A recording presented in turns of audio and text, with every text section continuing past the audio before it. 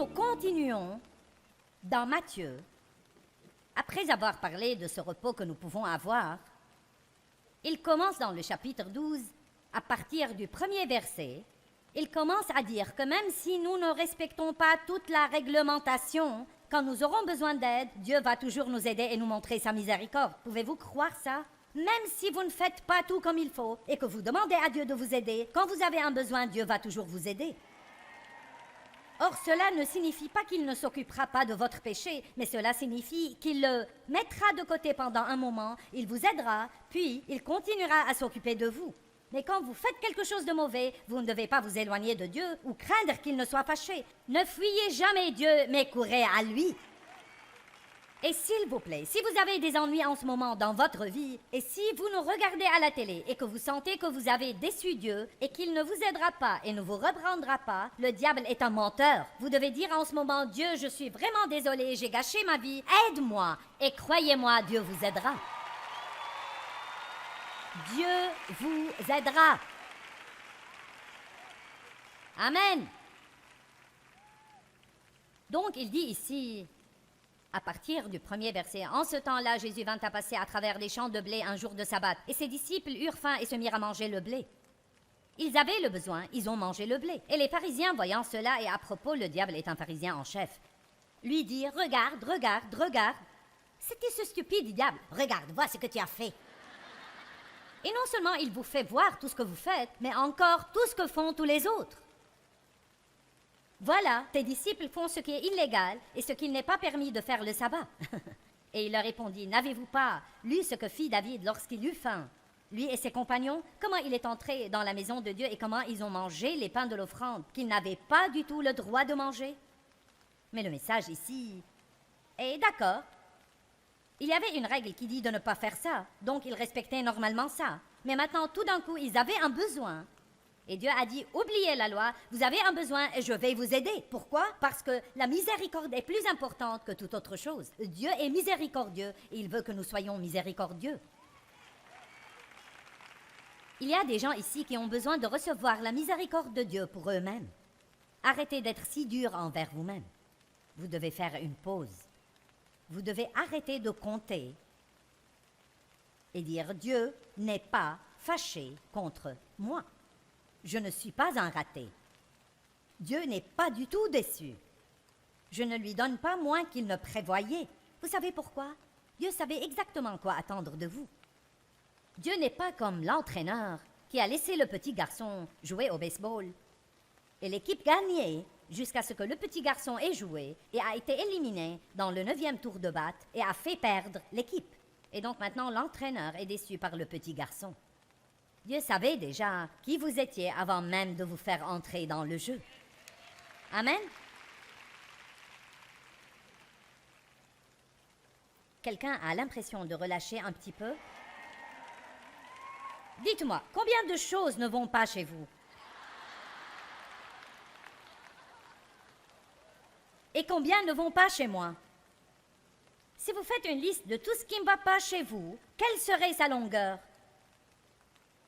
Votre famille et vos amis, pourraient-ils y ajouter chose et pourraient-elles s'allonger? Ce serait une idée effrayante, n'est-ce pas? Mais voici la bonne nouvelle. Dieu veut que vous arrêtiez de faire des comptes. Amen. Dieu veut que vous arrêtiez de faire des comptes. Maintenant, qu'arrive-t-il quand vous vous attirez des ennuis? Laissez-moi vous lire l'histoire de l'homme qui est tombé dans une fosse. Il y avait un homme qui est tombé dans une fosse. Une personne subjective est passée et a dit « Je te plains d'être là-bas dans cette fosse ». Une personne objective est passée et a dit « Eh bien, c'est logique que quelqu'un tombe dans cette fosse ». Un pharisien a dit « Seuls les méchants tombent dans les fosses ». Un mathématicien a calculé comment cet homme est tombé dans cette fosse. Un journaliste a voulu faire un reportage exclusif sur l'homme dans la fosse. Un fondamentaliste a dit « Tu mérites cette fosse ». Un calviniste a dit « Si tu étais sauvé, tu ne serais jamais tombé dans cette fosse ». Un arménien a dit « Tu es sauvé et tu es quand même tombé dans la fosse ». Un charismatique a dit « Confesse que tu n'es pas dans cette fosse ».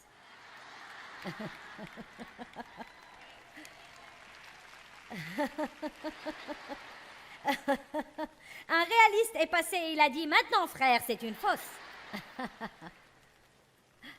Un géologue a insinué qu'il appréciait vraiment les strates rocheuses de la fosse. Un employé du fisc a voulu savoir s'il avait payé des taxes sur sa fosse. L'inspecteur du comté a demandé s'il avait un permis pour y être. Quelqu'un qui s'apitoie sur son sort a dit « Tu n'as rien vu avant de voir ma fosse. »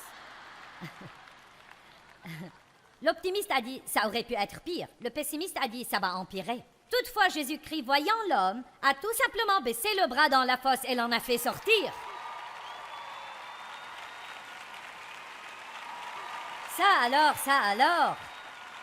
Tous les autres peuvent théoriser avec nous sur pourquoi nous sommes tombés dans la fosse et que c'est notre faute d'être tombés dans la fosse et que nous n'en sortirons jamais. Jésus baisse tout simplement le bras et nous fait sortir de cette fosse. Amen. Si nous essayons de vivre sous la loi exige de tout noter dans un dossier. Combien d'erreurs ai-je fait? Combien de bonnes œuvres ai-je fait? Comment puis-je m'acquitter de ces erreurs? Combien de temps ai-je prié? Combien de chapitres de la Bible ai-je lu? Et je faisais ça autrefois et j'ai écouté un message qui dit que nous devrions prier au moins 1 heure par jour. Et chaque fois que je ne priais pas 1 heure, je sentais que je n'étais pas à la hauteur et que je ne faisais pas ce que je devrais faire. Quelqu'un a fait ça? Eh oui, Jésus dit à ses disciples, vous n'avez pas pu prier 1 heure avec moi. Et je ne dis pas que ce ne pourrait pas être une bonne indication à utiliser, mais vous ne pouvez pas l'imposer aux gens comme une loi. Je ne monterai pas en chair pour dire à quelqu'un « Tu devrais prier 1 heure tous les jours. » Et ne me demandez pas combien de temps je prie, car je ne vais pas vous le dire. Vous dites « Pourquoi tu ne vas pas nous le dire ?»« Parce que je ne veux pas que vous essayiez de faire ce que je fais. Et je ne sais même pas combien de temps je prie de toute façon. Or, il y a eu de nombreuses années où j'aurais pu vous dire, car je notais ça probablement tous les jours. Et j'avais un petit calendrier. Lis toute la Bible pendant 1 an. Et on devait lire 6 chapitres par jour. Et j'avais mes petites coches, et vous savez... Je n'apprenais rien, mais je lisais très vite pour pouvoir me maintenir à la hauteur. Et j'étais si fière de ce calendrier. Je l'ai mis sur le frigo de la cuisine pour que quand les gens y entrent, ils disent « Oh, qu'est-ce que c'est? Allez! Oh, je lis la Bible tout entière, chaque année. Oh, waouh! » Et je me sentais si fière de moi-même. Et je passais à côté de ce calendrier et je sentais mon orgueil se gonfler. Jusqu'à ce que tout d'un coup, j'avais 36 chapitres de retard. Et quand j'entrais dans la cuisine, je voulais en sortir parce que ce calendrier... Oh, je comptais tout. Je comptais les gens dans les réunions. Et la première chose que je voulais savoir quand c'était terminé, c'était combien de personnes étaient là. Combien, quand?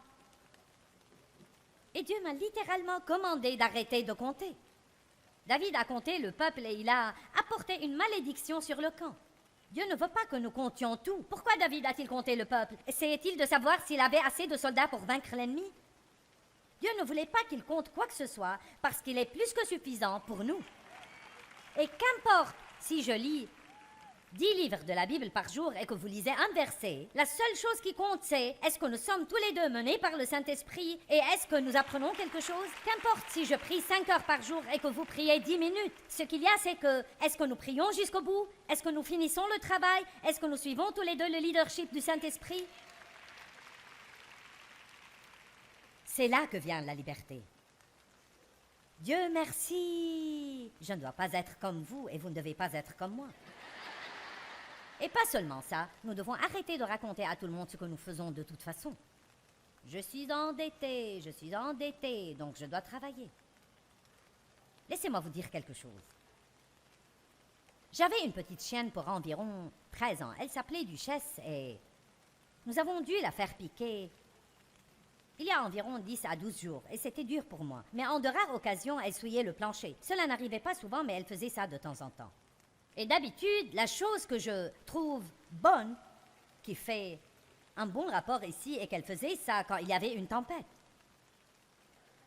Êtes-vous avec moi?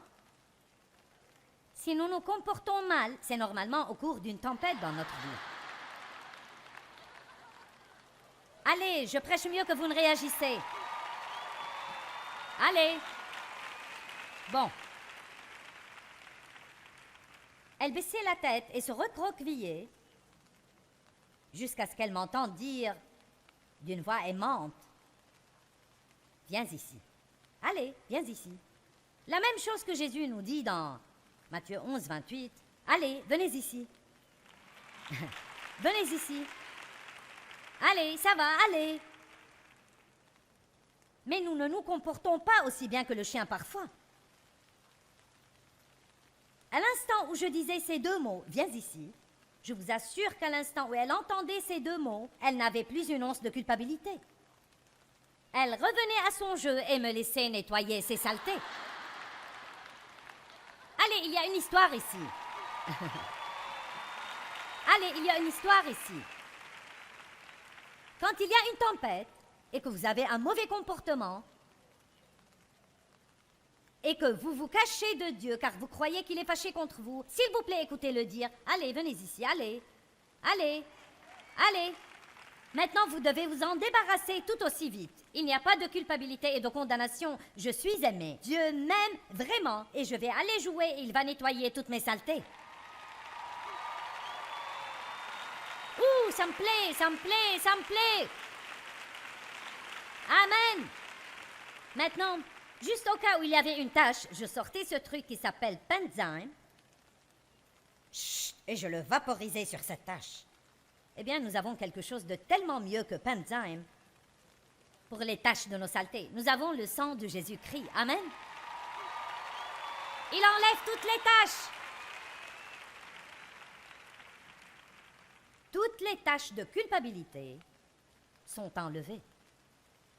Qu'offrez-vous à Dieu pour le rembourser quand vous sentez que vous avez échoué? Vous offrez votre culpabilité? Votre joie de vivre? Vous sentez-vous coupable quand vous essayez de vous détendre ou de vous amuser? Je suis passée par ça. Tous les jours où je ne sentais pas que je me suis parfaitement comportée, je me sentais coupable. Je ne sentais pas que je pouvais faire quelque chose qui serait un plaisir, car je ne croyais pas que je le méritais. Et cela brise le cœur de Dieu. Il a fourni tout ce dont nous avons besoin pour mener une vie magnifique. Dieu a fourni tout ce dont nous avons besoin pour mener une vie magnifique. Et comme j'ai déjà dit ce matin, j'aime ce que l'apôtre Paul dit dans Philippiens 3. Car je suis déterminé à saisir la chose pour laquelle le Christ Jésus est mort pour me saisir. Dieu nous a saisis dans le Christ pour un but.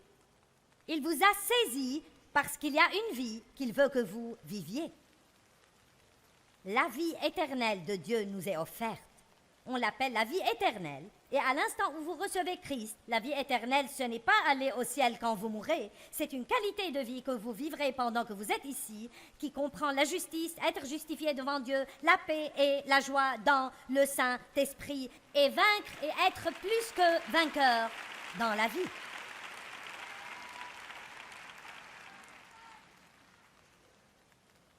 Maintenant, il y a un merveilleux exemple. Eh bien, il y a beaucoup de merveilleux exemples dans la parole de Dieu, mais je veux en partager un avec vous ce soir pour clôturer. Jacob est un exemple magnifique, étonnant de la miséricorde de Dieu.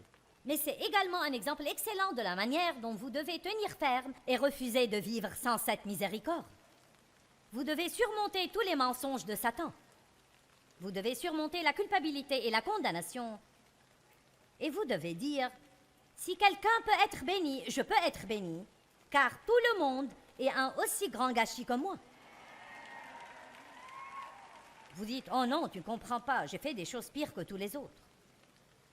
Vous savez, si vous coupez l'alimentation qui vient dans votre maison 5 fois, ou même 1000 fois, vous n'aurez pas de courant. Si vous la coupez une fois, vous n'aurez pas de courant. Donc, si nous péchons une fois ou 1000 fois, nous coupons la ligne d'alimentation entre Dieu et nous aurons besoin que Jésus-Christ vienne dans notre vie pour la rétablir et la reconnecter. C'est pourquoi nous ne devons pas compter. Tous ont péché et n'atteignent pas la gloire de Dieu. Tous. Pas un qui fasse le bien, pas même un seul. Mais tous sont justifiés devant Dieu par le sang de Jésus-Christ. Demain, nous allons avoir un petit camp biblique sur la justice. Et comment la justice est savoir qui vous êtes en Christ et une guerre spirituelle. Et si vous voulez garder le diable sous vos pieds, vous feriez mieux de savoir qui vous êtes en Christ et d'apprendre à vivre avec assurance dans ce monde et d'arrêter d'être sous quelque chose tout le temps. Oh frère, je suis sous le feu des attaques. Dieu m'a finalement dit, si tu restes à l'attaque, tu ne seras pas tout le temps attaqué. Nous devons vivre avec une attitude plus agressive. Non pas une attitude odieuse, mais une attitude agressive. Jacob était donc un coquin, un tricheur, un escroc, un menteur de naissance. Il était jumeau. Ésaü était son frère. Et quand Ésaü est sorti le premier, quand Jacob est sorti du ventre de sa mère, sa main tenait fortement le talon d'Ésaü, comme si pour dire « Minute, je vais arriver avant toi, je vais être le premier ». Tout au long de la Genèse, à partir de Genèse 25 jusqu'à Genèse chapitre 32, nous voyons Jacob faire une chose stupide après l'autre. Tout ce qu'il avait, il a obtenu en fait par la tromperie et la ruse et la fraude. Il a attrapé son frère un jour quand Ésaü revint des champs et avait très faim et Jacob faisait cuire un potage. Et son frère voulait manger et il a dit « Je ne vais te le donner que si tu me vends ton droit d'aînesse ». Ésaü n'aurait pas dû faire ça.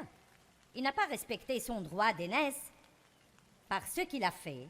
Et c'est peut-être pourquoi Dieu a favorisé Jacob. Mais néanmoins, Jacob n'aurait pas dû profiter de la faiblesse de son frère. Dans le chapitre 27, il a volé la bénédiction du premier-né quand Isaac était sur son lit de mort. Et il a demandé de lui amener Ésaü pour qu'il prie la bénédiction sur lui. Et c'était une chose importante pour eux. Peut-être elle ne l'est pas pour nous, mais c'était la chose la plus convoitée qu'un enfant puisse obtenir. Car quand le père priait cette bénédiction sur lui, elle ne pouvait jamais être retirée. Il l'a béni et il a été béni aux yeux de Dieu. Eh bien, Jacob et sa mère ont dupé le père dont la vue était mauvaise. Jacob a fait semblant d'être Ésaü et Isaac a prié la prière de bénédiction sur Jacob. Donc sa bénédiction ne pouvait pas être retirée, mais il l'a obtenue par le mensonge et la tromperie et la ruse. Il n'était pas un gars sympa.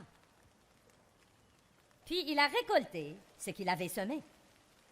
Il est allé travailler chez son oncle Laban et il a admiré une de ses filles, Rachel, et il a voulu l'épouser. Et Laban a dit « Je te la donnerai comme épouse si tu travailles chez moi pendant 7 ans. » Il a donc travaillé chez lui pendant 7 ans et en sa nuit de noces, ils l'ont fait boire. Et quand il s'est réveillé, il n'était pas avec Rachel, il était avec Léa, qui était la sœur moins préférée.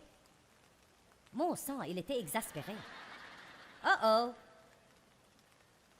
Peut-être qu'il récoltait ce qu'il a semé. C'est incroyable combien de fois quelque chose comme ça nous arrive à nous, quelqu'un nous triche et nous nous mettons en colère, mais peut-être que nous récoltons quelque chose que nous avons fait à quelqu'un il y a longtemps et nous n'y avons prêté aucune attention. Non, peut-être pas, qu'importe. Pas vous, je sais, peut-être quelqu'un qui nous regarde. Il a donc dit « Travaille chez moi pendant 7 nouvelles années et je te donnerai Rachel. » Il a fait ça et a finalement eu Rachel. Puis il a voulu partir et s'éloigner de son oncle, donc il a pris tout ce qu'il avait et il est parti. Puis il a eu très peur que son frère Ésaü ne le rattrape. Et laissez-moi tout simplement dire que chaque fois que vous vivez dans la ruse et la tromperie et les mensonges, la peur va vous rattraper. Et vous allez toujours vivre dans la peur d'être attrapé. Donc, et j'adore cette partie, enfin, il en est arrivé au point où il était si misérable qu'il était prêt à avoir une confrontation avec Dieu. Et je crois que certains ici sont prêts pour ça.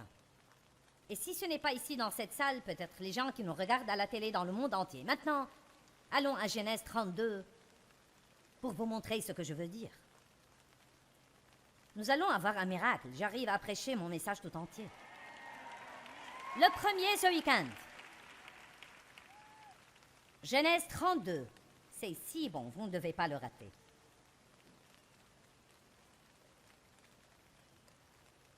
Verset 22. N'oubliez pas que Jacob avait peur et qu'Ésaü allait le trouver apeuré. Et donc il a rassemblé tous ses cadeaux et les a présentés à Ésaü. Et à ce moment-là, il a découvert qu'Ésaü n'était pas fâché contre lui. Mais il en est arrivé au point où il en avait assez de vivre comme il a vécu. Y a-t-il quelqu'un dans la salle ce soir qui serait peut-être prêt à dire « J'en ai assez de vivre comme j'ai vécu, je suis prêt pour un face-à-face avec Dieu ».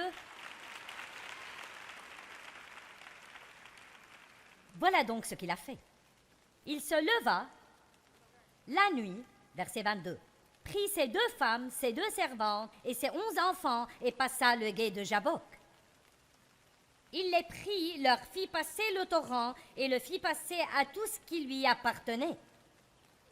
Jacob demeura seul. Et un homme, H majuscule, et la note de bas de page dit qu'il était en fait une manifestation de Dieu lui-même, lutta avec lui jusqu'au lever de l'aurore. Qui a jamais eu un match de catch avec Dieu? Certains d'entre vous pourraient y être en ce moment dans votre vie. Et voyant qu'il ne pouvait pas vaincre Jacob, j'aime ces versets vraiment étonnants.